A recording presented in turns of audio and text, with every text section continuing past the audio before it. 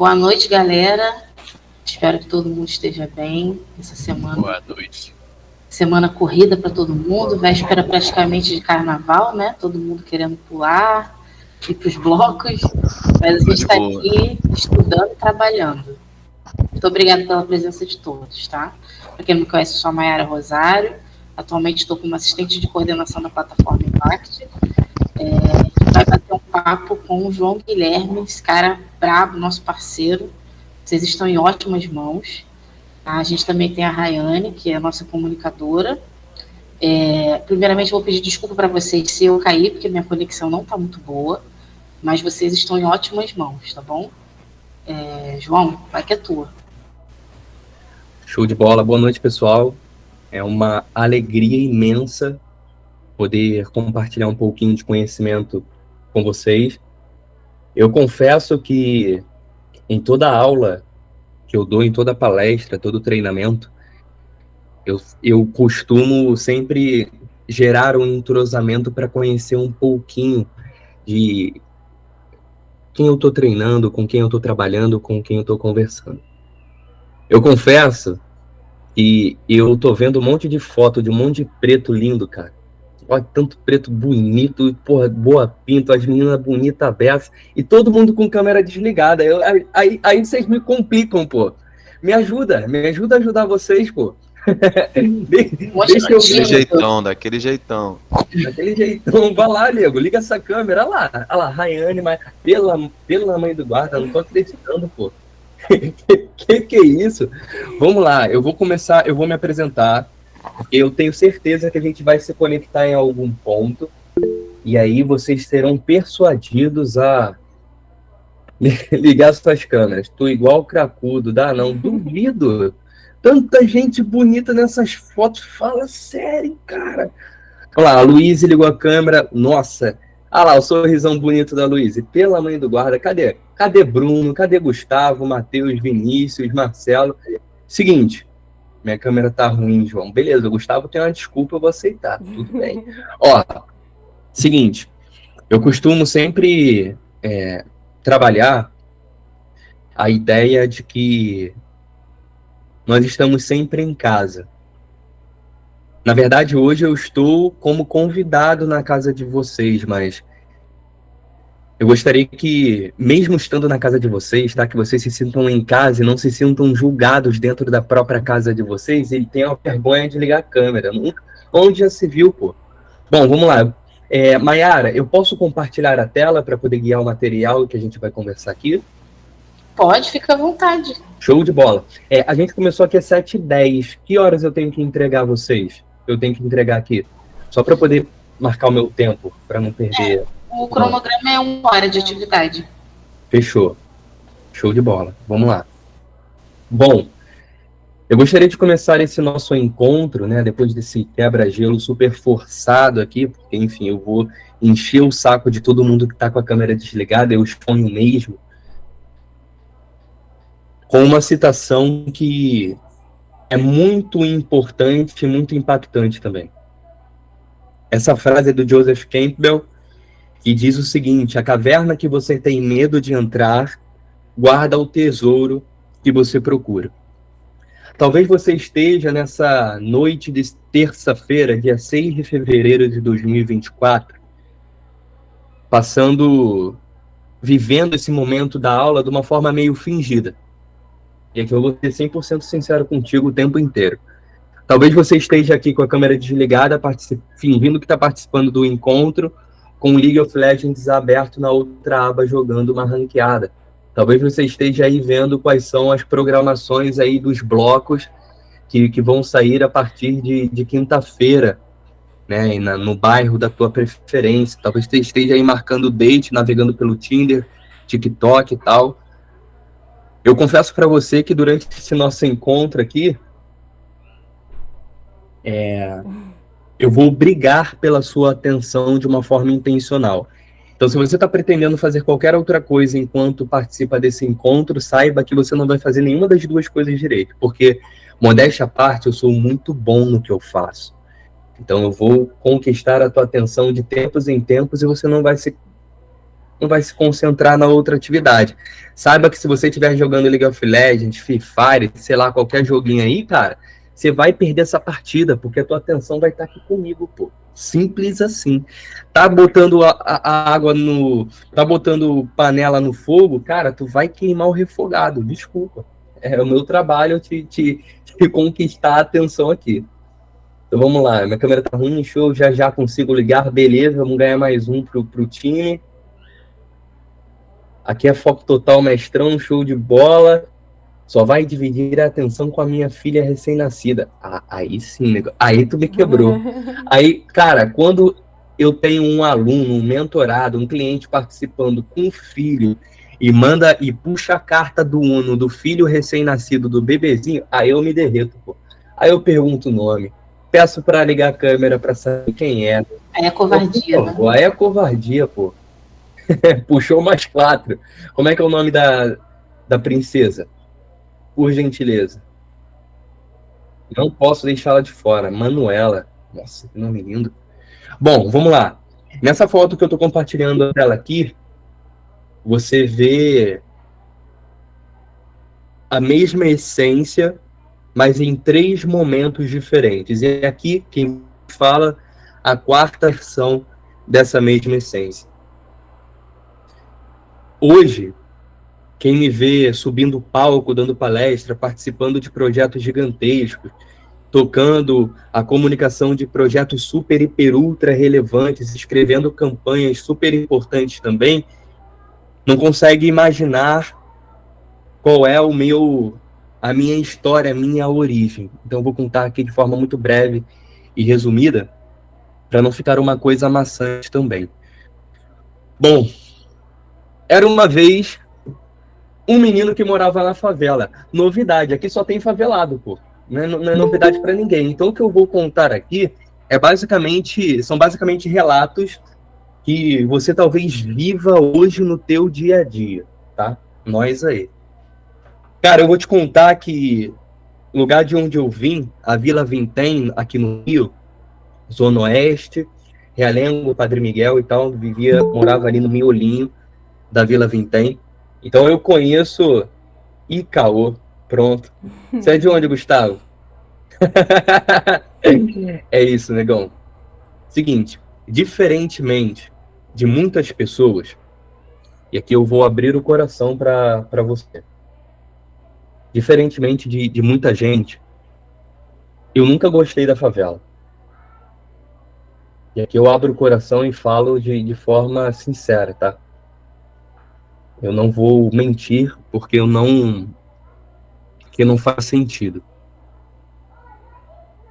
Um moleque preto, pobre, favelado, ele tem 2 caminhos, assim. No jogo da vida dele, ele tem 2 caminhos. Ou ele vai para a vida do crime, ou ele entra naquele jogo da vida, né? Ou ele faz qualquer outra coisa. E qualquer outra coisa é qualquer outra coisa mesmo, porque qualquer coisa serve. Eu fui criado com a mentalidade de que, João, cara, você pode ser o que você quiser, menos traficante, cara. Você não pode entrar para essa vida. E todas as vezes que eu olhava para o contexto onde eu vivia, diferente de muitas pessoas, e talvez você seja uma dessas pessoas, tá? Que sente orgulho da favela, que sente orgulho de morar ali e tal, de viver essa realidade, eu nunca senti orgulho. Nunca gostei da... Porque onde eu morava, na Vila Vintém, para eu acessar a minha casa, né, a vila onde eu morava, minha casa era a casa da minha tia, era a última, a gente morava de favor, sempre morou de favor. A porta da vila, do corredor lá, era uma boca de fumo. Então, todas as vezes que eu precisava todas as vezes que eu ia ao colégio, saí de casa ali 6h45 para ir para o meu colégio, para minha escola, que era Coronel Cursino, Escola Municipal Coronel Cursino, eu precisava pedir licença para os traficantes que faziam o turno lá na boca para eu poder passar, porque eles estavam sentados de frente para a rua e de costas para o corredor. Eu sempre me senti muito humilhado, sabe? De ver tanta droga, tanta violência, tanta dor. Eu nunca achei normal, por exemplo, depois de um tiroteio, os meus primos saírem olhando para o chão procurando projéteis que tinham falhado, para fazer coleção e colocar dentro do guarda-roupa. Eles olhavam para as munições e sabiam exatamente de que arma era. E olhando o tipo de munição e sabendo o tipo de arma, eles sabiam se o tiro falho foi da polícia ou foi dos traficantes, porque até as armas do exército do tráfico eles conheciam. Eu nunca gostei dessa realidade. Eu não consegui me ver ali. Mas eu não sabia, não conhecia, não tinha uma outra forma de sair dali. Porque o favelado, ele é um cara que vive na periferia, ele é excluído do convívio social que a gente tem aí no cenário Rio de Janeiro como um todo, né? E dentre os favelados, eu estava entre os mais pobres, porque eu passava necessidade na favela, velho.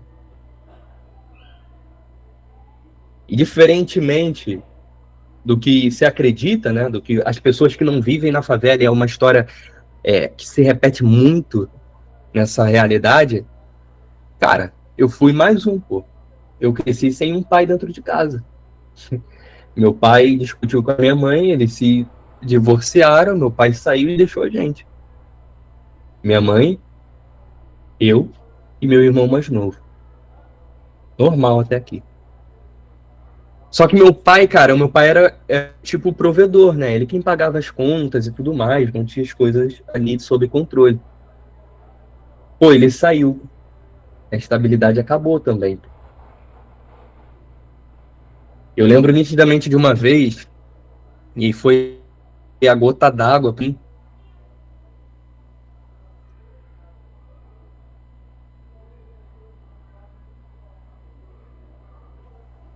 Eu estava conversando com um familiar e cara, eu sonhava em ter uma vida melhor e, sabe, eu conseguia sonhar com a ideia, sabe, de viver fora da favela, de trabalhar com uma coisa que eu me orgulhasse, não aceitar qualquer coisa, porque qualquer coisa serviria. E aí essa pessoa virou para mim, esse familiar virou para mim e falou assim: João, quem você pensa que você é para querer tudo isso? Quem é você na fila do pão? Essa foi a pergunta. E por muito tempo eu não soube responder. Não soube mesmo. Quem eu era da fila do pão. Uma vez, no pico da necessidade que a gente passava dentro de casa, sabe aquela tarde de domingo que bate aquela fome inexplicável? Do nada, tipo um tédio com fome e tal. Bateu aquela fome da tarde do domingo. Eu fui até a cozinha, abri a geladeira e só tinha meia garrafa de água. Eu não enchi a garrafa d'água também. Nunca fui um bom filho nesse sentido. Na porta da geladeira tinha meia cebola, já ressecada, murcha, e um quarto de pimentão verde, cortado assim, meio jogado na porta. Não tinha mais nada. Eu fechei a geladeira, abri a parte de cima, que seria o freezer, né? E não tinha nada. Só gelo. Gelo pra caramba, velho. Eu fechei o freezer, abri o armário e só vi um saco, mais ou menos pela metade, de farinha de mandioca. Aquela do pacote que é transparente, é verdinho. Aquela de fazer farofa, que fica uma delícia. E aí minha mãe me flagrou fazendo isso, cara. E ela tava na porta da cozinha, assim: meu filho, você ficar abrindo armário e geladeira não vai fazer a comida aparecer, não. E quando você faz isso, eu fico muito triste. Porque eu não sei o que fazer. E a partir daquele momento, de uma forma quase que mística, eu soube a resposta para a pergunta que aquele familiar tinha me feito sobre quem eu era na fila do pão. E na fila do pão, cara, eu não sou o padeiro, eu não sou o cara que vende pão, eu não emprego tinha nada, um moleque. Eu não sou a pessoa que compra o pão porque eu não tinha dinheiro, nada. Na fila do pão, eu decidi que eu era. E eu sempre seria, e ainda sou, a pessoa que tem mais fome. Na fila do pão, eu sou o que tem mais fome. Ponto. A partir desse momento em que eu tomo essa decisão, eu tinha, sei lá, uns 15 anos. Entrei no ensino médio, comecei a vislumbrar a oportunidade.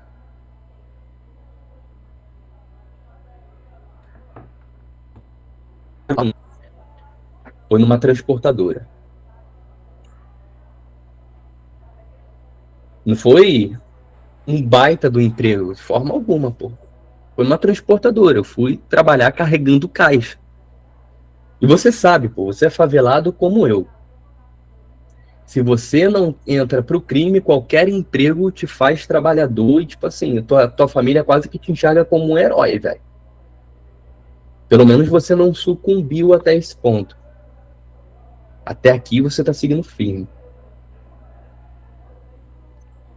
Na primeira oportunidade que eu tive, com o meu primeiro salário, um amigo falou, cara, e se a gente, pô, se a gente juntasse, você, eu e fulano, um terceiro amigo, e a gente dividisse um apartamento?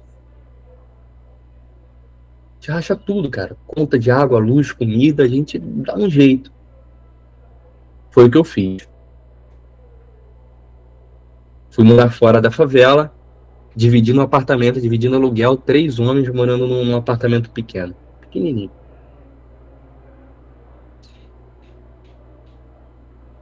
Com essa mentalidade de na fila do pão eu sou o que tem mais fome, cara, o que eu vivi à risca.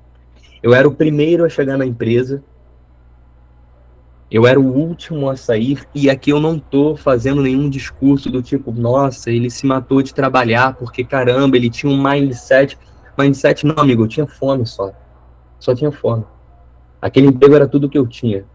Então eu tinha a obrigação moral de dar o meu melhor, não para poder aparecer, mas para provar para mim mesmo que eu conseguia, que eu era capaz.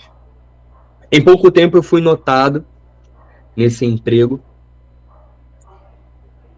fui efetivado porque eu entrei num período ali de experiência e tal, e aí eu comecei a ganhar, sei lá, eu ganhava R$ 800 por mês, menos de um salário mínimo.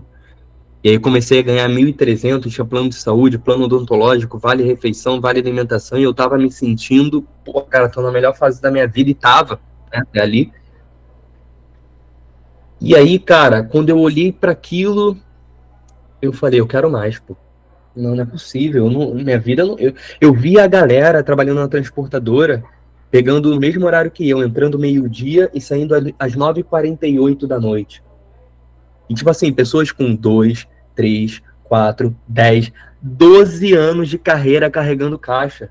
Falei, que isso, cara? Se eu ficar aqui, tá desenhado o meu futuro. Eu não quero isso, não. Eu quero trabalhar sentado num computadorzinho e tal. Eu não sei o que, mas eu quero, pô. Que isso? Carregar caixa assim esse tempo todo? Tô fora. Todo o tempo livre que eu tinha, eu estudava. Cara, eu estudava muito. Cara, eu estudei programação, eu estudei design, eu estudei sobre escrita, eu estudei sobre tudo que eu podia, cara. Eu estudei muito. Acordava... Eu não tinha qualidade de vida. A galera fala, tem que dormir 8 horas por noite. Pô, era luxo, pô. Quando no final de semana eu tinha 8 horas para dormir.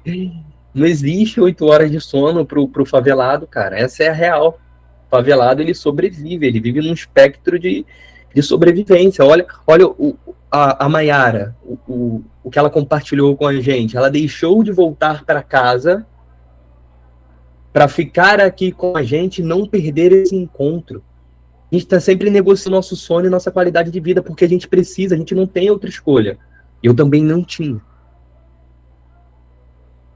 Então não sou um coitadinho de forma alguma. Estou fazendo isso para contextualizar, para você não se assustar com o que eu vou te contar ali na frente. 2017, conversei com as pessoas com as quais eu dividi apartamento, a gente viu, cara, velho, eu preciso buscar uma outra oportunidade, senão meu futuro tá aqui carregando caixa. E aí eu saí nessa transportadora. Eles seguraram as pontas, a gente basicamente sobreviveu. Eu fiquei basicamente 1 ano, cara, desempregado. Desculpa, não sei se você fica à vontade com isso, mas eu me sentia profundamente humilhado, eu me sentia um inútil dentro de casa sendo sustentado, pô. Mas na fila do pão, na boa, eu tinha decidido. Eu seria mais faminto. Eu tinha todas as horas para estudar. Eu acordava às 4 horas da manhã e ia dormir às 8. Estudava, rezava, fazia tudo que estava ao meu alcance para buscar uma realidade melhor. 2019, eu assumo todo o marketing, a comunicação de um grande colégio na Tijuca. E olha que loucura que acontece nesse processo de seleção. Eu não tinha experiência em carteira de marketing. Eu era carregador de caixas, um auxiliar assistente operacional 1 numa transportadora multinacional. E entro para ser o responsável por todo o marketing de um colégio. Cara, eu tive que gastar todo o meu latim ali nessas entrevistas. Foi uma loucura. Entrei. O meu salário na transportadora era de 1.300 e pouquinho, e dava uns 1.000... Não, era 1.400 e pouquinho, e dava uns 1.100, 1.200, com todos os descontos no final do mês, para trabalhar de segunda a sexta, pegando meio-dia, largando 9h48 da noite, indo para o trem, para a Central do Brasil, pegando o último trem das 10h30 para poder voltar para casa. Me relembro. E aí depois eu mudei, fui morar de aluguel em Vila Isabel. E aí, eu comecei a trabalhar no marketing dessa instituição, ganhar o salário de R$ 1.500 mensais para ser o responsável por todo o marketing desse colégio, para trabalhar num lugar em que eu levava 20 minutos de onde eu morava para a instituição e não eram mais horas. E chuta que eu duvido alguém arriscar qual era a minha carga de trabalho diária. Duvido alguém acertar. Quantas horas por dia era o meu trabalho? Duvido alguém acertar. Gustavo disse 4 horas. Eu chuto padrão. Não. Até agora todo mundo errou. Marcelo errou. Bruno errou também. Jefferson, 12 horas padrão. Não. Minha carga horária era de 2 horas diárias. Eu entrava às 8 horas da manhã e às 10 horas da manhã eu estava batendo ponto. Para ganhar, basicamente, os mesmos 1.000 e pouquinho que eu ganhava na transportadora. E se eu sobrevivia para estudar, agora eu tinha muito tempo para estudar. Estava ganhando dinheiro para isso. Então, nesse cenário, eu cresci muito rápido com relação ao conhecimento e aplicação nesse colégio, que era um colégio centenário na Tijuca, colégio que, à época, tinha 104 anos de existência. E aquele padrão, colégio na Tijuca, nem professor preto tinha, e o responsável por todo o marketing do colégio era um negão, pô. Só que nesse colégio, dos 104 anos de existência, tinha uma coordenadora que tinha 45 anos de casa. Então a mulher viu o diretor entrar e sair, professor entrar e sair, ela mandava e desmandava, só faltava ter um busto dela esculpido em mármore na porta do colégio, que ela, tipo assim, ela tinha todo o contexto do mundo no colégio. E ela gostava de comunicação, de marketing. Não sei se você sabe, mas se você não sabe, eu vou te ensinar. E se você sabe, eu vou te relembrar. Um colégio, ele vive a respeito das matrículas que são feitas nele, né? Então, um colégio, ele não vende inscrições em janeiro ou fevereiro. Ele começa a abrir as inscrições em setembro ou outubro. Então, em setembro e outubro de 2024, vocês vão ver uns movimentos de aquisição de novos alunos, pensando no ano de 2025. Nesse colégio não era diferente. E essa professora, essa coordenadora, ela amava comunicação e marketing, ela fazia todos os anos. Mas nesse ano tinha uma pessoa especialista para fazer isso, que era dedicada para fazer só isso. Eu apresentei meu projeto, minha campanha, e ela falou, muito bonita a tua campanha, muito legal, mas nós vamos fazer do meu jeito, porque nós sempre fazemos desse jeito e dá certo. Eu falei, cara, não. Eu falei, mas eu não concordo com isso. Eu entendo que dê certo. Parabéns por ter dado certo até aqui. Mas o que eu estou te apresentando aqui, nenhum dos concorrentes da instituição está fazendo. Fiz uma pesquisa de mercado, levei tudo que os caras estão fazendo. Ninguém está enxergando essa oportunidade. Parece que só eu estou enxergando. Ela falou, não interessa, mas eu vou fazer do meu jeito. Aí tu vai ver o biotipo. Senhorinha branca, rica, herdeira na Tijuca, era dona de 4, 5, 6 apartamentos, estavam tudo alugado, trabalhava por lazer e não por necessidade. Era o jogo dela. Cara, eu fui na direção. Fui até a direção e falei, diretora, é o seguinte, tô com um problema. A sua coordenadora quer me impedir de fazer meu trabalho, cara. Tô apresentando campanha aqui, ela disse que vai fazer do jeito dela. Ela falou assim, meu filho, eu vou resolver isso com 2 perguntas. Falei, tudo bem, vai lá. Quem é o responsável pela comunicação do projeto? Ela falou, aí eu falei, sou eu. Ela perguntou, fez a segunda pergunta. Qual você acredita que é a campanha que vai trazer o maior resultado para o colégio no próximo ano? A sua campanha ou a campanha dela? Falei, a minha campanha. E ela respondeu o seguinte, então essa questão está resolvida. Não tem mais nada para ser discutido aqui. Ela precisou engolir minha campanha. Resumo da ópera. Nós investimos nesse projeto, botando todos os impressos, todas as estratégias que foram desenhadas, nós investimos aproximadamente R$5.000. O retorno em contratos para o próximo ano foi de R$496.000 em novos alunos. Não estou falando de renovação de matrícula, estou falando de novos alunos dentro da casa. 5.000 para quase R$500.000 em novos contratos. Todo mundo ficou muito feliz. Todo mundo. Com exceção de uma pessoa. Só uma pessoa ficou triste com esse resultado. Quem foi?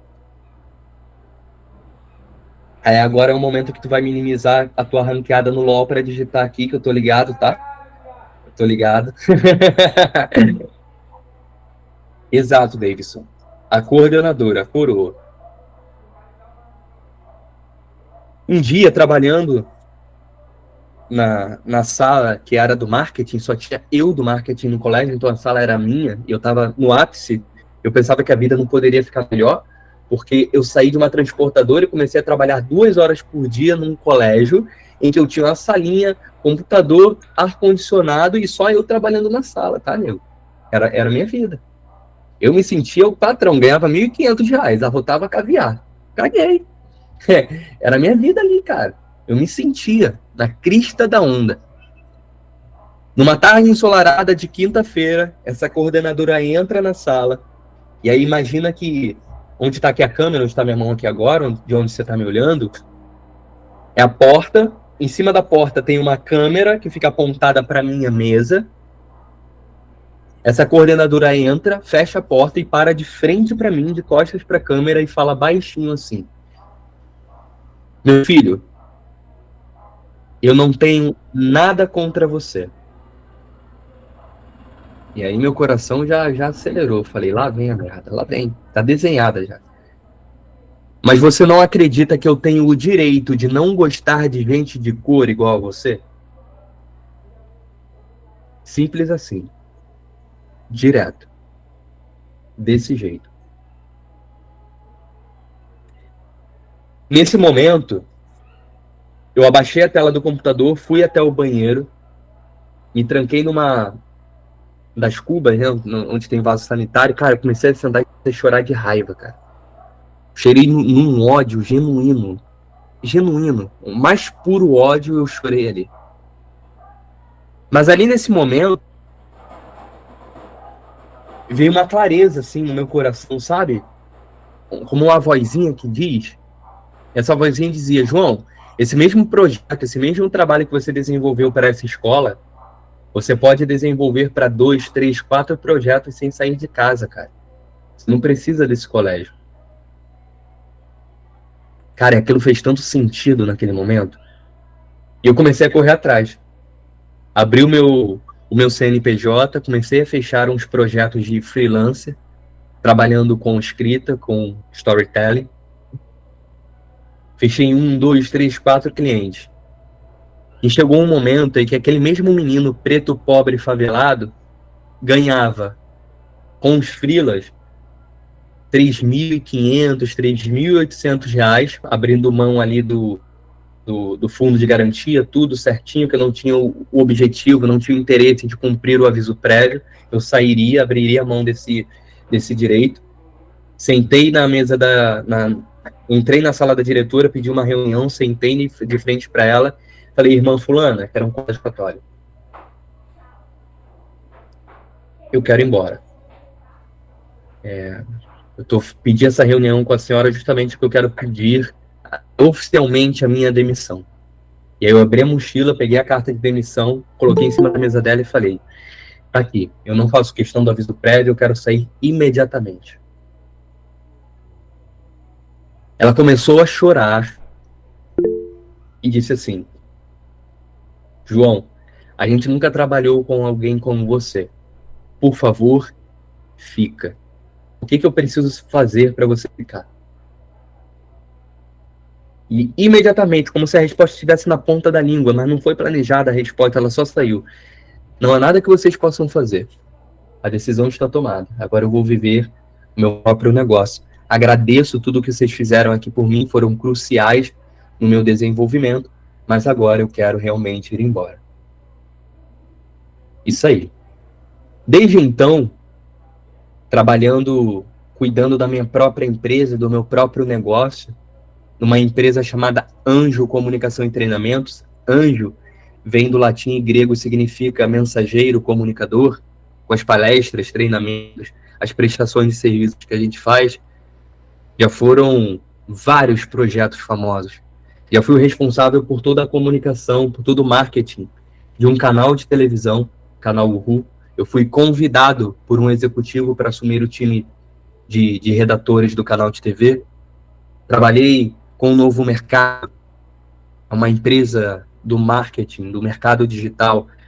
Fui responsável também pelo time da Galão Editora com relação ao time de copy, de escrita, com várias personalidades, mas tudo isso eu não digo para arrotar resultado esfregada na tua cara.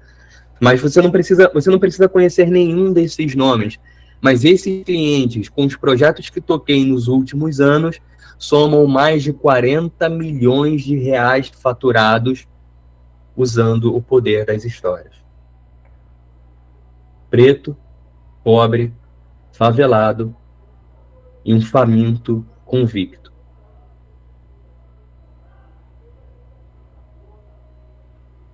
Eu não tô falando isso aqui, cara, não é para esfregar na tua cara e falar eu sou bom, você não é, de forma alguma. Eu tô falando que, cara, se eu conseguir, com uma família completamente disfuncional, passando fome, vendo meu pai bater na minha mãe, na boa, qual é a tua desculpa? Qual é a sua desculpa? Não tem desculpa. Tá na hora de tomar decisões melhores para mudar essa realidade.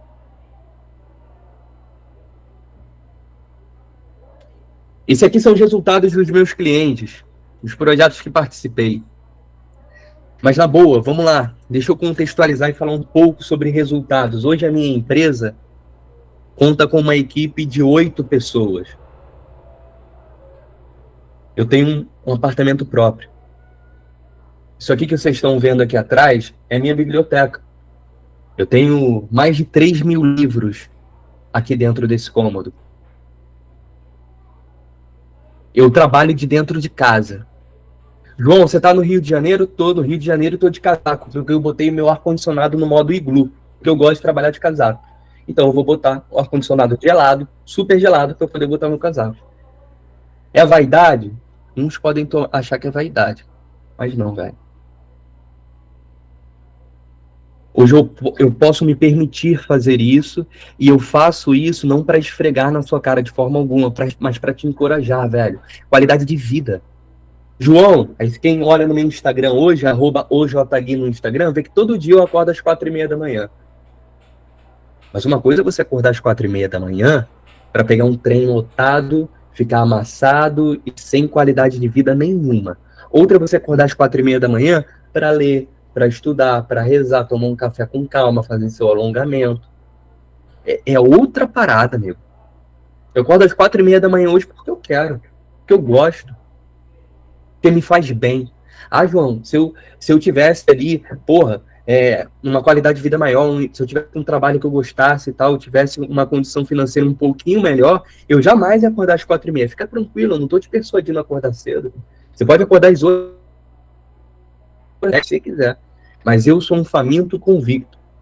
Acordo às 4h30 da manhã para estudar, ler, rezar, sim, porque foi através dessa rotina, desse progresso todo santo dia, salvando a minha própria narrativa, que eu fui convidado para trabalhar nesses projetos. Eu não apliquei num canal de TV. Um executivo me chamou no direct e falou: cara, que interessante essa tua rotina, hein, cara? Que loucura. Você me parece muito bom, cara, esses teus conteúdos, o jeito que você escreve, caraca. Então, eu tenho um projeto aqui, você topa bater um papo? Vambora, marquei um papo. Aí o cara se apresenta como executivo de um canal de TV e me chama para liderar o time dele. Literalmente assim.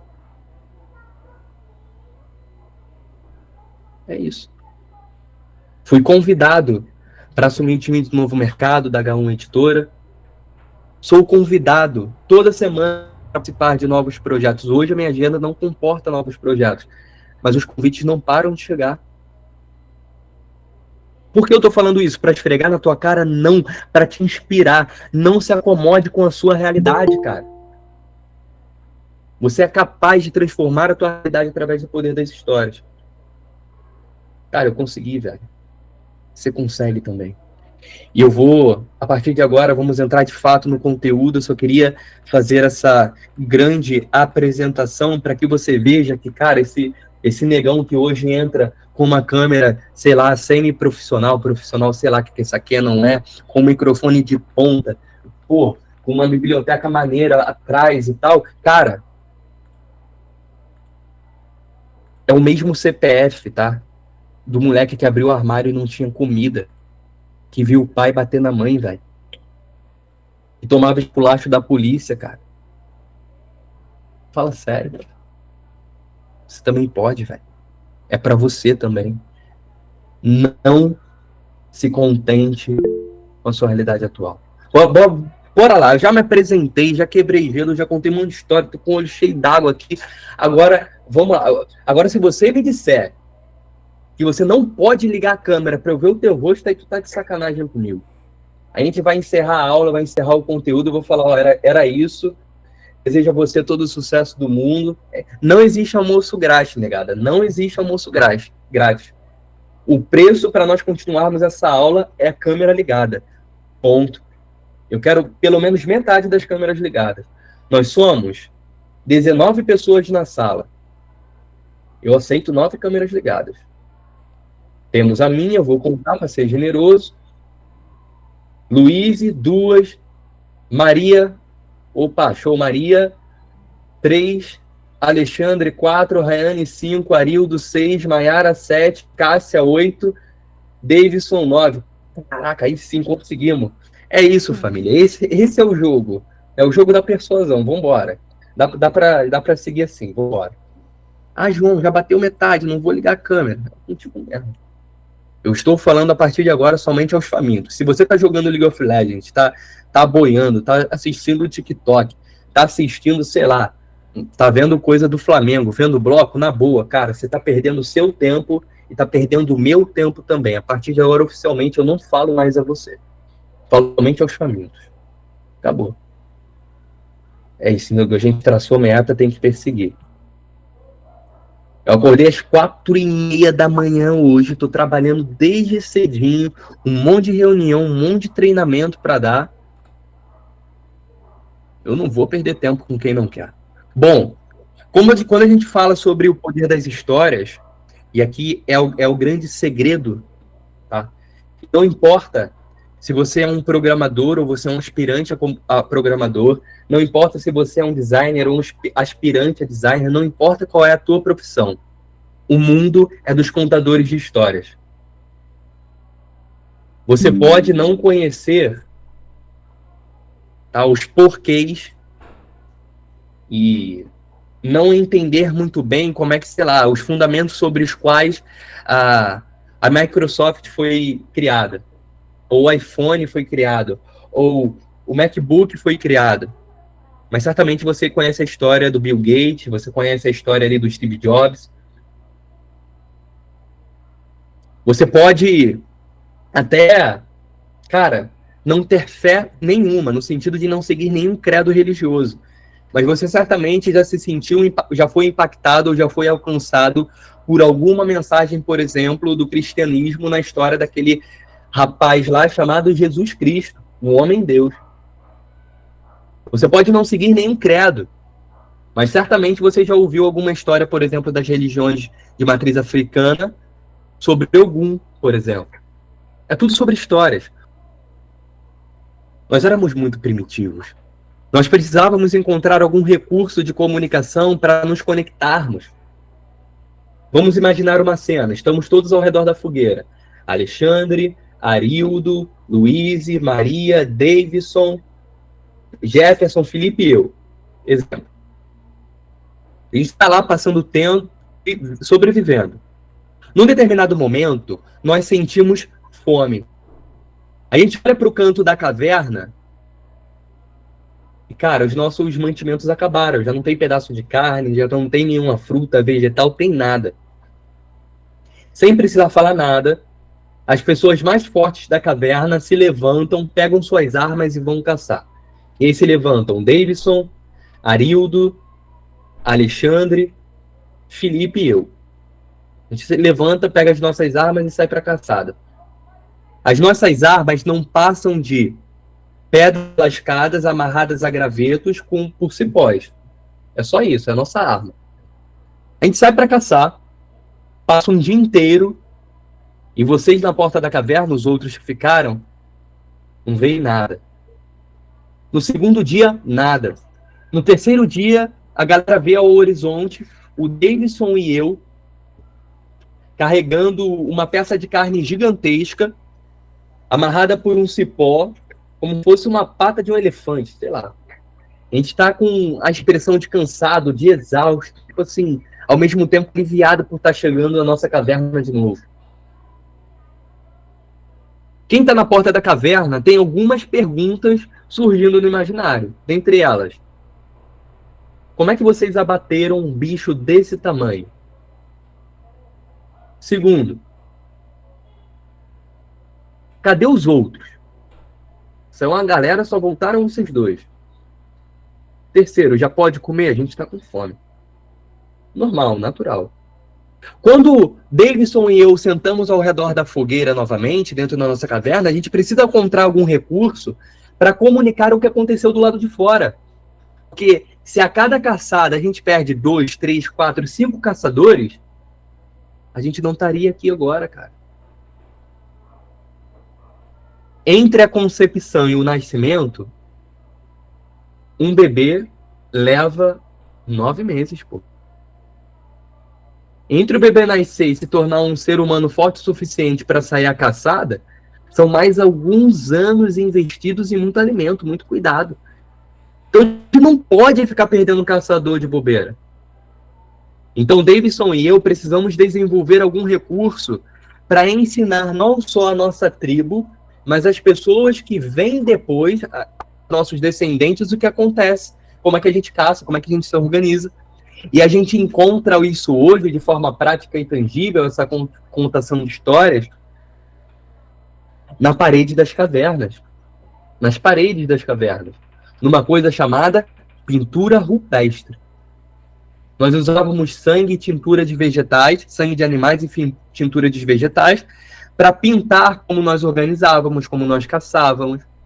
Vejam aqui nessa imagem, por exemplo, tem um animal que parece um boi, e um monte de gente com arco na mão. Ou seja, a gente evoluiu ao ponto de, cara, para caçar um bicho desse tamanho, é arco e flecha, cara. Senão, o bicho te dá uma chifrada e já era. Porque na natureza nós somos um animal mais fraco. É fácil a gente comparar. Poxa, a gente perde para o mamute? Perde para o mamute. Perde para o tigre dente de sabre? Perde para o tigre dente de sabre. Perde para os animais das águas? Perde para todos eles. Mas esses são animais gigantescos. É difícil de comparar. Mas, na boa, a gente perde para cobras, perde para aranhas, para escorpiões, para insetinhos, para mosquitos. E a gente viu, não tem muito tempo, que a gente perde até para micro-organismos, que a gente não consegue nem enxergar. Então, na natureza, a gente é um animal mais fraco. Se a gente não conta história, a gente não sobrevive. Bem, as histórias, elas não se limitam a um recurso de sobrevivência que aconteceu, por exemplo, no passado. Nós nos conectamos através das histórias, cara. As religiões são grandes histórias sendo contadas. É que eu não estou falando de verdade e mentira, são grandes histórias.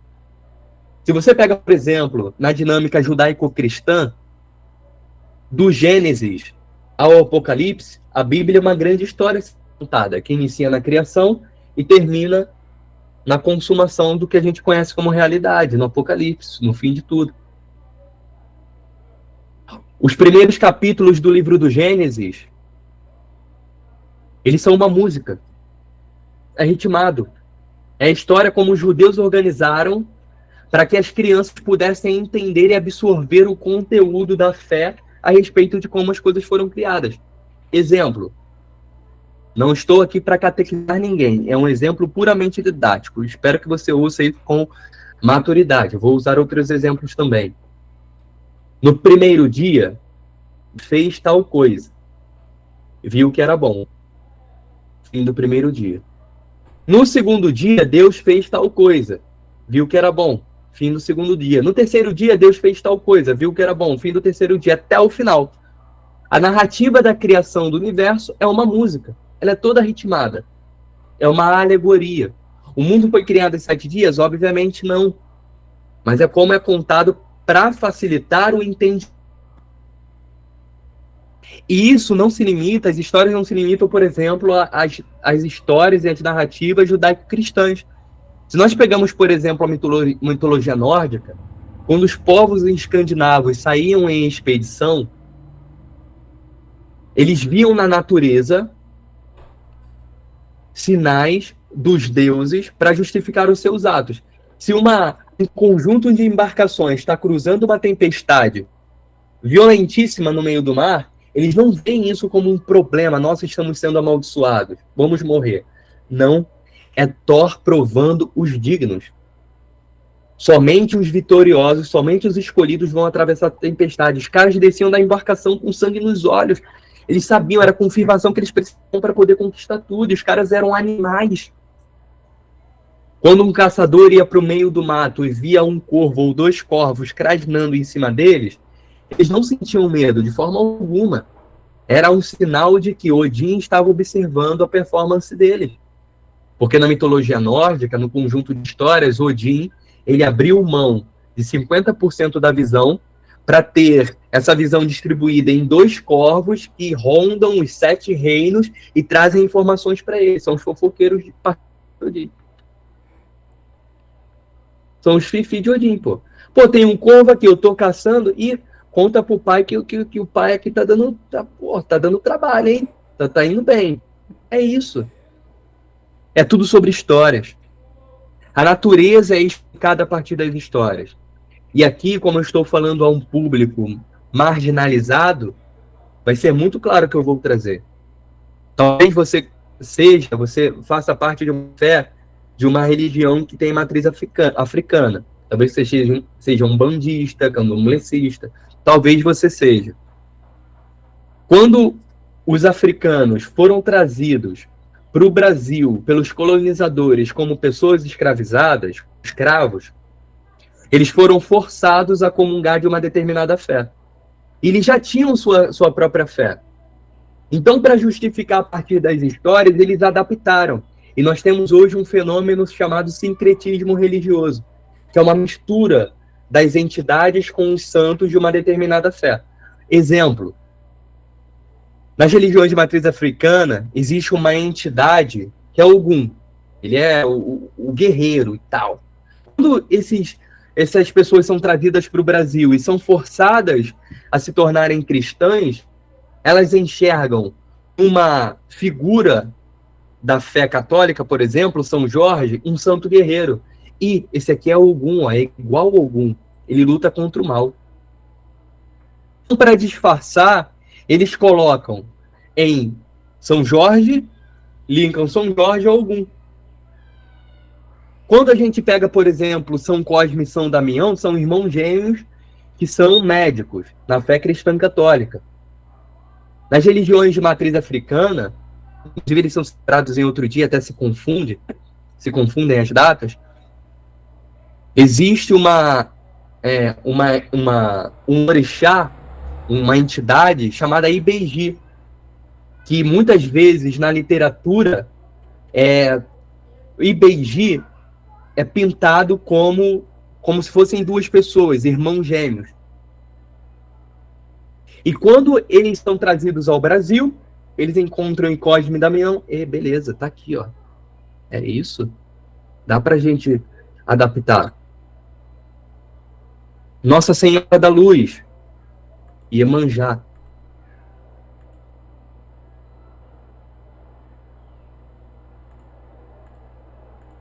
Nós justificamos tudo a partir das histórias que são contadas na nossa fé, no nosso trabalho. Tudo sobre histórias. Filmes, séries, músicas, contos, documentários. Tudo que a gente faz é contar a história o tempo todo. Você consegue perceber? A gente senta numa mesa de bar, é história que a gente conta. Pô, meu irmão, tu viu o jogo do Flamengo hoje? Então, cara, eu tava na casa do meu sogro tomando um gelo. História, acabou. É tudo, absolutamente tudo sobre histórias. Quem domina a contação de histórias faz qualquer coisa, vende qualquer coisa. E não importa se você quer ser designer, desenvolvedor, se você quer ser front-end, back-end, tanto faz. Se você não souber comunicar e vender bem através de uma história, o conjunto de códigos, o software que você está desenvolvendo, na boa, ninguém vai comprar, cara. A Apple só é a Apple porque tinha um contador de histórias à frente, o Steve Jobs, para poder vender esse rolê todo. É preciso que você enxergue o poder das histórias e principalmente da tua própria história. Mas antes da gente seguir, eu já estou batendo aí minha hora de conteúdo, e aí eu vou fazer a Mayara passar raiva, porque talvez eu negocie aqui alguns minutinhos. Eu gostaria de saber se está fazendo sentido o que a gente está conversando até aqui. Estamos juntos até aqui? Sim. Boa. Vamos lá, estamos juntos. Tá tão bom o conteúdo que eu nem prestei atenção na hora. Nem eu. Eu tô controlando Pode a hora. Você que falou, eu fui olhar no relógio agora, porque eu não tava nem percebendo. Boa, então vamos embora. Vamos seguindo aqui. Não vou tomar muito mais tempo de vocês, vou respeitar, até porque vocês têm muito mais o que fazer. Bora lá. Quando a gente pega essa questão da contação de histórias, existe uma estrutura chamada Jornada do Herói. Se você pega filmes, séries, documentários, você vai ver que as histórias mais ou menos se repetem. A estrutura é bem parecida. É uma pessoa que está num mundo comum, e aí ela sai desse mundo comum a partir de um convite, enfrenta um desafio, encontra um mentor, vive uma jornada em que ela se desenvolve, encontra um grande desafio, no final quase morre, vence esse desafio e volta para o mundo comum como um vitorioso. Você enxerga isso em Harry Potter, em Senhor dos Anéis, em Hércules. Vou dar um exemplo prático. Harry Potter. Menininho lá, mundo comum, morava embaixo da escada, vida dele, tipo assim, de um sofredor. Se ele fosse brasileiro, ele com certeza seria um favelado, velho. Na moral, seria um favelado, tipo assim, que mora com, sei lá, o padrasto, porque a mãe morreu e ele, tipo assim, tá de favor na casa do cara. Tipo assim, seria uma vida bem puxada. E aí, acontece que ele começa a receber umas cartas misteriosas, interessadas a ele, mas ele nunca consegue ler. Porque a família que cuida dele recusa que ele leia essas cartas, que ele tenha acesso a essa informação, que é o convite de fato a ir a Hogwarts. Num determinado momento, aparece um mentor, que é o Hagrid. Ele vai lá e resgata o Harry dessa realidade. E aí o que acontece? Harry acessa um mundo mágico, ele atravessa um limiar. Ele encontra novos aliados, passa por novos desafios, encontra inimigos. Tem uma ideia ali de que existe um bruxo super maligno lá que tentou matar ele. Começa a conhecer tudo. Passa por um grande desafio no primeiro livro, no primeiro filme, né, que é a Pedra Filosofal. E aí no final do ano letivo, o que ele faz? Ele volta para casa dos tios dele. Mas ele não volta como um menino comum, ele volta como uma pessoa transformada, como um bruxo. Senhor dos Anéis, Bilbo Bolseiro, Mundo Comum, do nada começa a aparecer um monte de anão na porta dele, um monte de anões, né? Na porta dele, guerreiros da mitologia e tal. Ele não entende nada, aí aparece um barbudo gigante chamado Gandalf, chama geral para uma aventura, ele recusa, aí no final das contas ele aceita, aí descobre a história do anel e tal, blá, blá, blá, blá. O anel é destruído e ele volta para a realidade dele. As histórias meio que se repetem. Vamos trazer isso para a realidade, por exemplo, da fé. Vamos trazer aí para trazer um paralelo para a gente encaixar essa estrutura. Cristo, até os 30 anos de idade, vivia como um cara comum. Ele era conhecido como filho do carpinteiro. Foi criado trabalhando como um homem normal. Até que ele é batizado e começa a sua missão profética. Atravessa esse limiar, e aí faz novos aliados e novos inimigos também. Ele reúne lá os 12 apóstolos e tal, papá. Grande desafio, ele morre. Mas a morte não é o fim, ele ressuscita. Ele volta para o mundo comum glorioso. E a história vai se desenvolvendo. A jornada do herói é uma estrutura de 12 etapas muito poderosa. Você consegue identificar essas nuances em muitas histórias, quase todas. Mas em 12 etapas. 12 etapas é coisa demais, cara. Tu não precisa disso tudo para contar uma história. Essa estrutura da jornada do herói é muito burocrática e funciona bem para roteiros longos. Ela pode ser ignorada. Eu vou te apresentar uma estrutura para você contar uma história em somente 4 etapas. Bota fé que é possível?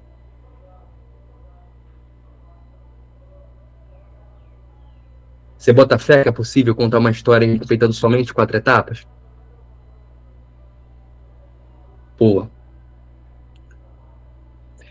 Muitas vezes a galera se perde na hora de contar uma história porque não sabe muito bem essa questão de início, meio e fim, desenvolver e tal, papá. Existe uma estrutura mínima que deve ser respeitada numa história. E aí você consegue contar toda e qualquer história a partir dessa pequena estrutura que eu chamo de método PAP, profundeza ao pico. Como funciona isso? São somente 4 pontos. E você vai perceber que a história que eu te contei, por exemplo, da minha vida, se encaixa nesses 4 pontos. Essas 4 etapas são divididas da seguinte forma. Primeira etapa, vale. São 4 vezes. Primeira etapa, vale. É a narrativa, ou seja, é o mundo comum. Como eu te contei essa minha história, respeitando essa estrutura de 4 etapas. Eu te contextualizei. Cara, eu morava na favela, passei necessidade, vi meu pai bater na minha mãe. E, tipo assim, a minha vida talvez não seja muito diferente do que você já viu ou já ouviu falar. E talvez até o que você viva. Um espectro de necessidade. Era tudo no aperto. Segunda etapa. Válvula. São 4 Vs, tudo com V. Vale, válvula. O que é a válvula? Válvula é aquele acontecimento que, a partir do momento que você viu, não pode ser desvisto. Pensa numa encanação que tem uma válvulinha para regular a pressão. Imagina que essa válvula escapa, ela sai. A pressão vai começar a sair. Não tem como mais botar a válvula, acabou. A partir desse acontecimento, tudo muda. Na minha história existiram várias válvulas. Primeira que eu te contei, quando aquele parente me perguntou quem sou eu na fila do pão. Uma válvula, aquilo alugou um triplex na minha cabeça. Segunda válvula, quando eu abri a geladeira e o armário não tinha comida e minha mãe falou, João, não adianta abrir, a comida não vai aparecer. Ali eu decidi e até resolvi uma outra válvula, que era, cara, na fila do pão eu sou mais faminto. Tive uma outra válvula ainda, quando eu saí da favela. Outra válvula, quando eu saí desse emprego. Outra válvula, quando eu entrei no colégio. Outra válvula, quando eu escrevi minha primeira campanha e bati de frente. São várias válvulas que eu fui te apresentando. Mas se fosse contar somente uma história, eu contei várias, você consegue identificar com clareza qual é a válvula. É um momento em que a coisa acontece e já era. Putz, cara, acabou. A partir daqui já é uma decisão tomada a partir de um acontecimento prático. Terceiro V, volição. O que é volição? É movimento, é um sinônimo, é uma palavra que tem o mesmo significado de movimento. Volição. O que aconteceu a partir do momento da minha válvula em que eu saí da casa da minha mãe na favela? O que aconteceu? Eu comecei num processo de estudar muito, trabalhar muito para poder construir uma nova realidade. É todo o processo. É o processo árduo que ninguém te conta. É acordar cedo, dormir tarde, estudar pra caramba, muito, se esforçar. Numa terça-feira à noite, estar aqui com a câmera ligada, participando de uma aula, com um cara que você não conhecia. É isso. Esse é o jogo. E o quarto e último V, vitória, é o resultado. É o resultado que você colhe dessa volição, desse movimento, que se iniciou a partir de uma válvula, que foi um grande estalo, que aconteceu a partir de uma narrativa. Se eu pegasse, por exemplo, a minha história e resumisse tudo que eu te contei nesses 4 Vs, a minha narrativa seria: vim da favela, segundo V, válvula. Cara, não tinha comida, teve um dia que foi, tipo assim, não tinha nada mesmo, e minha mãe me pegou no pulo ali, vendo que eu tava com muita fome, ela se sentiu mal, e me falou isso, me destruiu por dentro. Terceiro V, volição, comecei a trabalhar. Quarto V, vitória. Cara, hoje eu pago minhas próprias contas. Se eu fosse resumir minha história, seria assim, que eu te contei até aqui. Harry Potter, narrativa, vale. Primeiro V, menino pobre órfão, morando embaixo da escada. Válvula, recebeu carta do Ministério da Magia lá, da escola de Hogwarts, para ser bruxo. Foi a válvula dele. Volição, movimento, ele acessou o mundo mágico com Hagrid. Quarto V, vitória, se tornou um bruxo de verdade. Senhor dos Anéis, Bilbo Bolseiro. Narrativa, vale. Cara, vivia lá a vida de hobbit dele, tranquilão, tal, no condado, era a vida dele. Válvula, um monte de anões apareceram na porta dele com um mago gigante convidando ele para uma aventura. Volição, ele entrou nessa aventura para poder destruir um anel. Quarto, ele destruiu o anel. Vitória, resultado. História de Cristo. Vale. Filho de Maria e de José. Filho do carpinteiro. Trabalhava lá e tal, como carpinteiro, tal, ganhava vida. Válvula, foi batizado e iniciou sua vida profética ali, de evangelização. Volição, cara, reuniu um monte de maluco ao redor dele, barbudo, doido, e um deles traiu o cara, e no final das contas, enfim, morreu. Vitória, resultado, mas a morte não reinou sobre ele, porque no terceiro dia ele ressuscitou. Toda e qualquer história você consegue juntar aqui. Nesses 4 Vs. Você não precisa dos 12 passos da jornada do herói. E você pode pegar a tua vida e repartir em várias pequenas histórias. Cara, eu quero contar a história, por exemplo, do meu primeiro emprego. Como era a tua vida antes? Qual foi o estalo que te fez ali, de fato, cara, esse é o meu emprego, essa é a minha carreira? Qual foi o processo através do qual você começou a buscar esse emprego? E como é que foi a contratação? Vou te contar a história da minha primeira contratação lá na transportadora, na multinacional. Eu não tinha nada. Eu mal tinha o dinheiro da passagem para ir para a entrevista presencial. Minha mãe me perguntou, meu filho, você quer que eu te acompanhe nessa entrevista de emprego?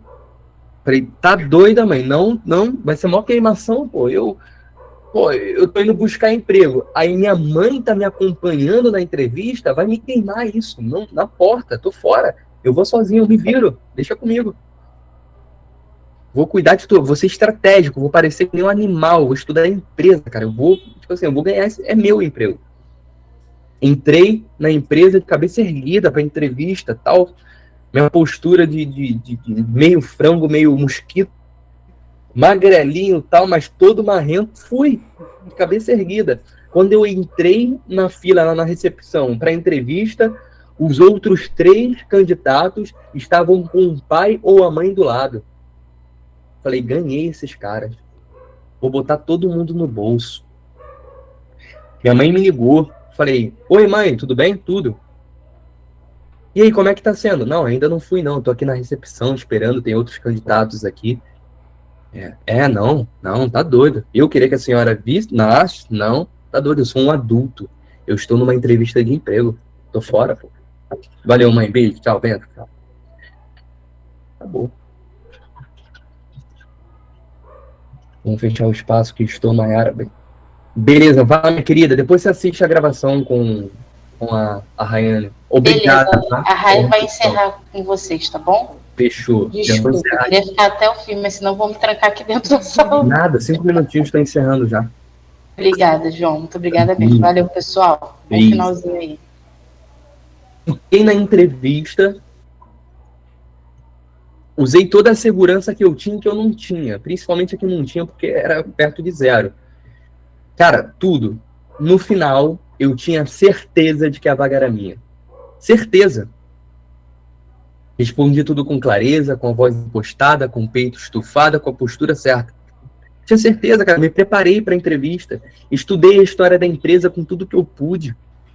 Cara, o discurso estava pronto. Qual foi a vitória? Recompensa de todo esse processo? Fui contratado. Toda e qualquer história que você quiser, você consegue juntar e contar nesses 4 vezes.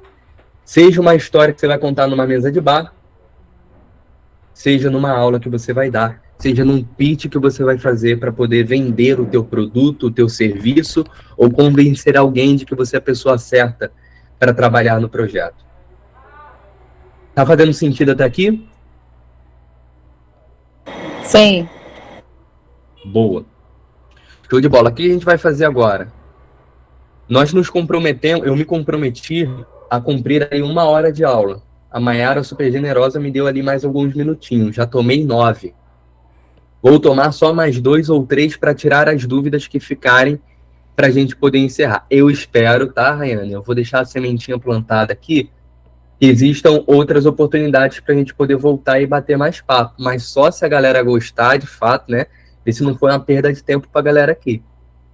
Mas seria uma honra, uma alegria poder voltar aqui. Mas eu vou contar aqui, vou tirar aqui as dúvidas que surgirem durante esses últimos minutinhos. Até que alguma dúvida, algo que eu possa servi-lo de forma prática, contar a história é esse esqueletinho, 4 vezes. 4 vezes. Simples assim. Acabei de sair de um projeto em que eu peguei a história de uma cliente e encaixei nesses mesmos 4 vezes. Era uma campanha que tinha um objetivo de, ao final dessa aula, a gente fazer, sei lá, umas 30, 35 vendas. Nós fizemos quase 70. Quase 70 vendas. Com uma história bem contada e bem estruturada. Um projeto que tinha uma perspectiva X de lançamento, né, de faturamento, a gente superou. Simples assim. Alguma dúvida? Eu vou tirando aqui, se não tiver, a gente vai encerrar. Podem perguntar, gente. Das duas, uma. Ou a aula foi muito ruim, ou a aula foi tão boa que a galera não tem dúvida, pô. Fala, mano. Davidson aqui. Boa noite, pessoal. Boa. Boa. Cara, seguinte. Assim, a minha dúvida é o seguinte. Como lidar com a situação da insegurança, irmão? De verdade. Eu sinto que eu tenho algumas capacidades e, assim, trocando ideia com uma galera, a galera vê em mim uma certa capacidade. E eu, de fato, quando, por exemplo, eu tô mergulhando agora no curso online do Java, com a galera do Plataforma Impacto, e eu tenho aprendido bastante. Mas como lidar, assim, com a insegurança e até um pouco de medo para você, por exemplo, na hora que você falou, mano, vou tomar uma decisão. Pô, não quero mais trabalhar aqui, irmão. Vou viver minha história e vou seguir. Como a gente encara, assim, essas paradas de, pô, eu sou capaz de verdade, sabe qual é? Eu tô pronto. Muitas das vezes eu não me sinto pronto, tá ligado? Boa, Nego. Obrigado pela pergunta. Super profunda. Eu vou responder da forma mais direta que eu puder. A real é, você nunca estará pronto. Eu não estava pronto para dar essa aula. Eu não estou pronto para conduzir minha empresa. Eu não estou pronto para estar nos projetos que eu estou. Não estou. Eu me faço pronto todo dia. Todo santo dia. Simples assim. É o processo. Não se apaixone com a ideia do resultado. Apaixone-se pelo processo. Eu sou apaixonado por estudar e ler todo dia. Pode parecer papo de nerdola, mas não é, nego. Eu leio um livro toda semana diferente. Toda semana eu tô iniciando e terminando um livro. Ah, João, há quanto tempo tu faz isso? E tem 2 meses direto. Quando eu pensei na ideia, cara, eu vou começar a ler mais. Vou ler um livro. Eu vou ler um livro por semana, minha agenda é corrida, eu tô ferrado, não vou dar conta disso não. Medo, pô. Falei, cara, eu não tô pronto para ler um livro por semana não, mas eu vou me tornar esse cara que é pronto. Esse é o jogo. Cara, encara a vida sob essa perspectiva de que você nunca vai estar pronto, né? Você nunca está pronto para a oportunidade que surge, mas se ela apareceu para você, é a oportunidade que você deve abraçar. Simples assim. Só vai. Porque pronto você vai se tornando, velho. Você vai se tornando e você vai conquistando pouco a pouco, pouco a pouco.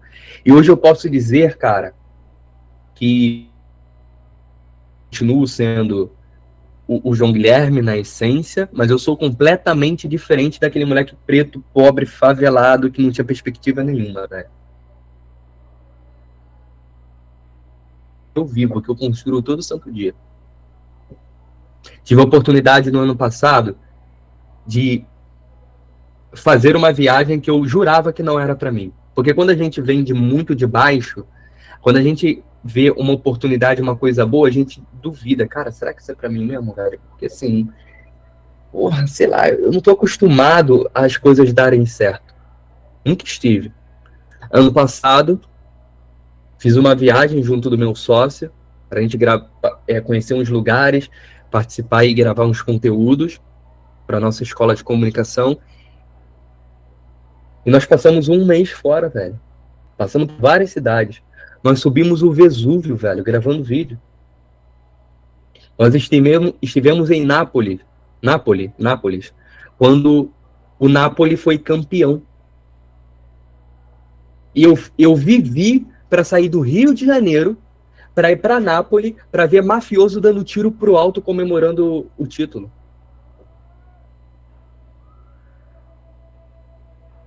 É o jogo, cara. Você nunca vai estar pronto para as oportunidades que aparecem. Nunca.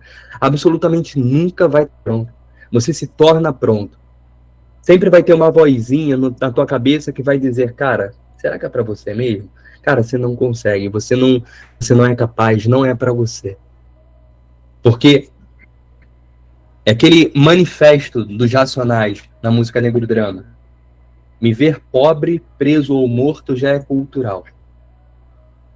Não é cultural ver um preto viajando para a Europa. Eu resolvi quebrar todo e qualquer a respeito disso. Fui para a Inglaterra falando inglês e fui para a Itália falando italiano. Ponto. Vou à França falando francês e vou à Alemanha falando alemão. Quando? Não sei. Como? Não sei, mas eu vou, amigo. Já decidi.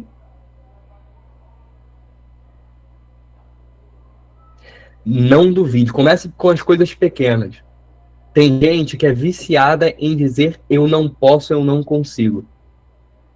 A pessoa é acostumada a acordar, sei lá, 9h30 da manhã todo dia. Aí fala, pô, e se você acordasse, sei lá, 6h30 para estudar, ler, fazer alguma coisa? Não, eu não consigo acordar antes das 9. Vai lá. Repete tanto. Repete até você acreditar que isso é verdade. Repete até isso se tornar um comportamento. Repete até você se condicionar e cumprir a estatística. E ser o que esperam de você. Um preto, pobre, favelado, sem cultura. É isso que esperam de você. Que você não tenha dinheiro para pegar sua família e ir para um cinema no final de semana, que você não tenha a oportunidade de viajar 2, 3 vezes por ano, andar de avião sim, estar em aeroporto, frequentar sala VIP. Continua, pô. É isso que esperam de você. Antes eu ficava super ansioso para viajar, gente. Você não tem ideia. Super ansioso para viajar. Tô falando que eu não fico ansioso, fico super animado. Amanhã de manhã, eu tô a menos de 15 horas de um voo. Minha mala tá guardada ainda, pô. Vou sair daqui e vou começar a arrumar minha mala. Que amanhã cedo tem reunião, depois da reunião vamos para o aeroporto. Se eu dissesse para mim, eu não consigo, eu não posso, não, cara. Viajar assim no meio da semana, não vai dar certo, não é para você não. Óbvio, não foi desenhado para ser. Mas eu quero que seja. Davidson, você quer dar certo? Sem sombra de dúvida. Acho que esse ano tem sido uma chave para mim. Hoje eu sou um cara de 35 anos que tem um filho de 5 anos que me fez modificar muito a minha forma de viver, sacou, mano? Então, só de estar aqui participando dessa reunião, brother, que é uma parada que eu nunca tinha feito. Esse ano eu já tenho passado por algumas dentro do curso e isso está me motivando bastante. Eu quero muito dar certo, irmão. Eu acredito que não há tempo perdido. Exatamente. Não há tempo perdido. Esse é o jogo. Mais alguma dúvida? Já tô abusando da generosidade da Rayane, estou tomando 20 minutos, gente. Ai, que loucura. Nunca mais a Alessandra vai ver o tamanho da duração, falou, que horas termina? 8h30 da noite. A Alessandra, esquece, pode tirar o João Guilherme aí da grade dos convites, que não vai rolar mais não. Temos que acreditar mais em nosso potencial e não ouvir quem não acredita na gente. É isso, cara. Acredita. Você é o único representante do teu sonho na face da Terra. Esse é o jogo, pô. Quando você estiver no teu leito de morte... Emicida. Tem um palestrante chamado Les Brown, um norte-americano, um negão. E, enfim, a gente já vai encerrar. É a última coisa que eu vou falar, tá, Rayane, pra gente despedir. Que ele tem um discurso que ele diz assim: imagine que você está nos seus últimos momentos de vida. Você está no seu leito de morte. Ao seu redor existem várias figuras assustadoras.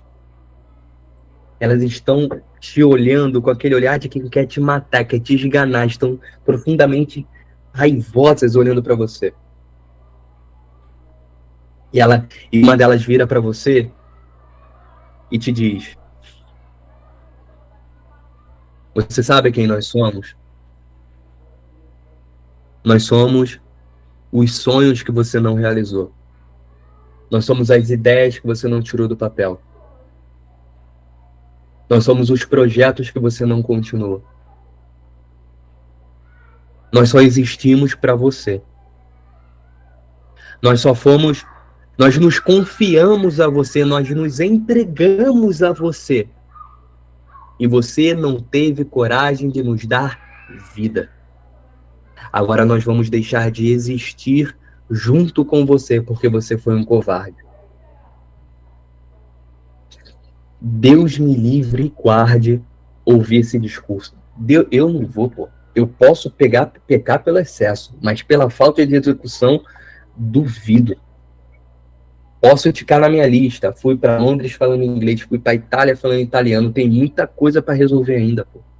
Tem muita coisa para conquistar, né? Tem muita coisa, pô. Deus me livre e guarde.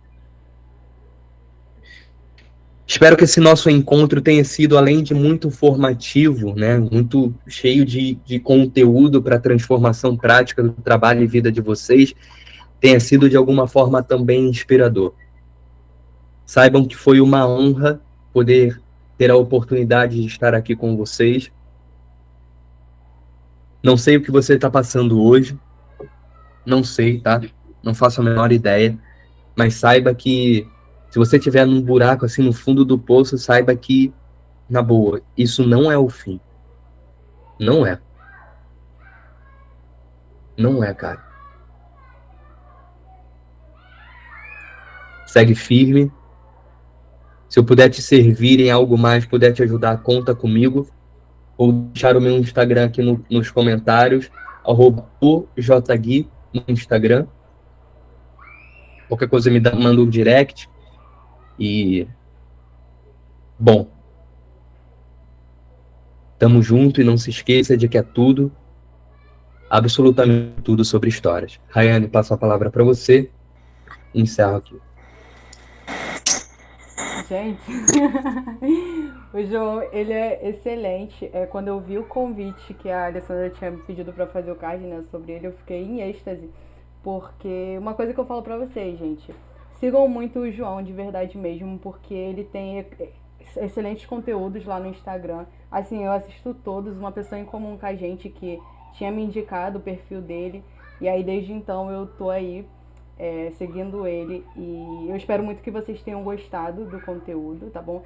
Pode ter certeza que eu vou pedir pra Alessandra pra você voltar aqui pra poder palestrar, bater esse papo com a gente, tá bom? Obrigada, gente, pela presença até agora. E é isso, gente. Boa noite pra vocês. Obrigada, João. Você foi maravilhoso, hein? Amei essa palestra.